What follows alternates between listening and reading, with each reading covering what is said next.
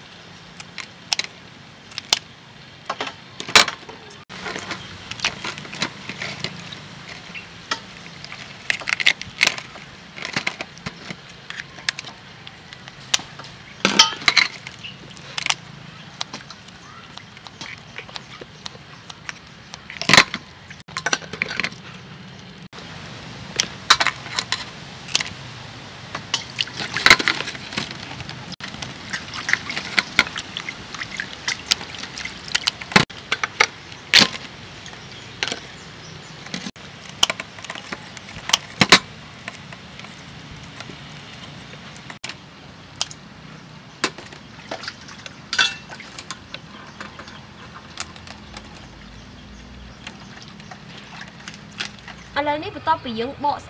sát hay lỡ dương đam muối dương cắt chỉ buồn kia đấy.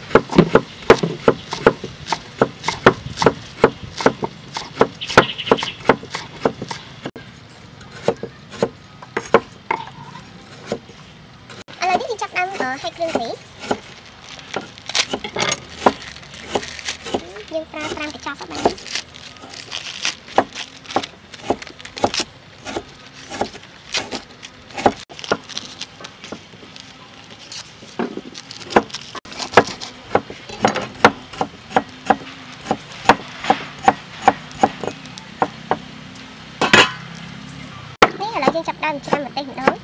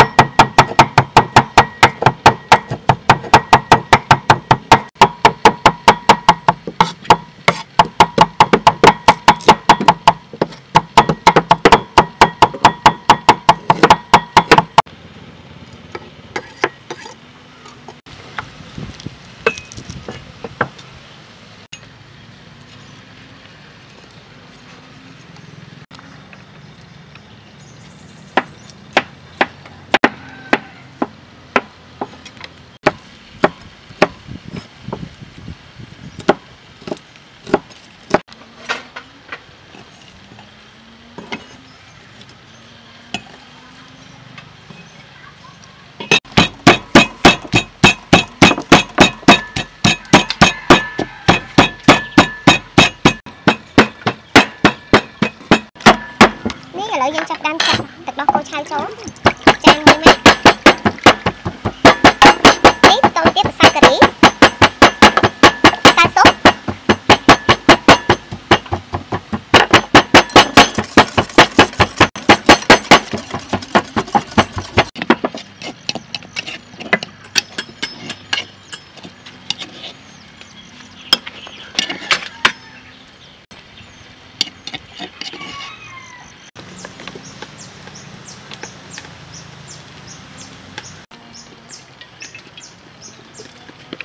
Hãy subscribe cho kênh Ghiền Mì Gõ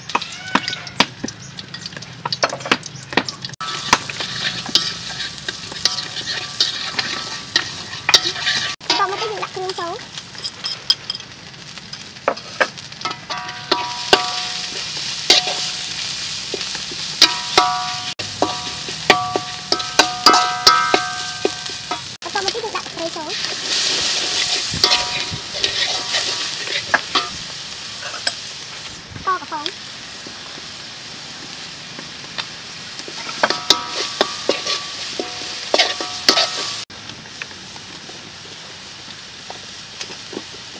lỡ những video hấp dẫn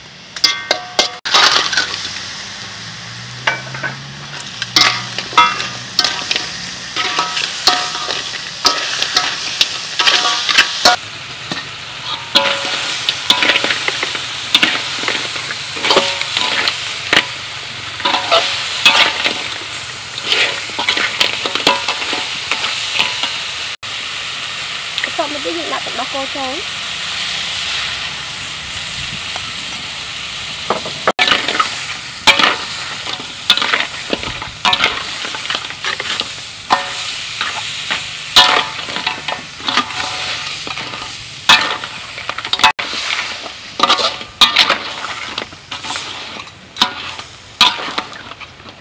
ឥឡូវនេះយើងចាក់ទឹកចូលបន្តិច តមកទៀតយើងដាក់ខ្ទឹមបារាំងចូល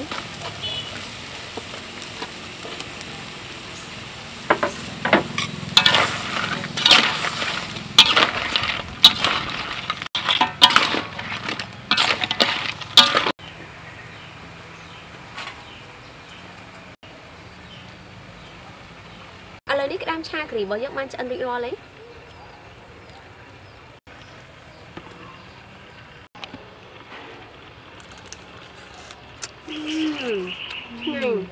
Đó lần chui với đó cô mà mũ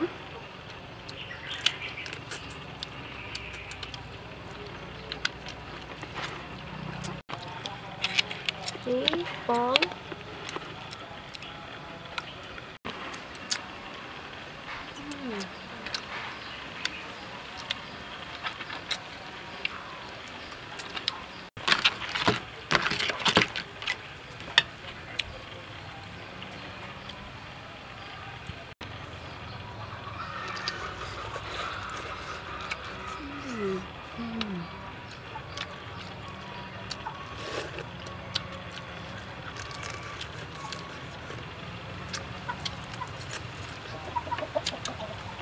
Bye bye.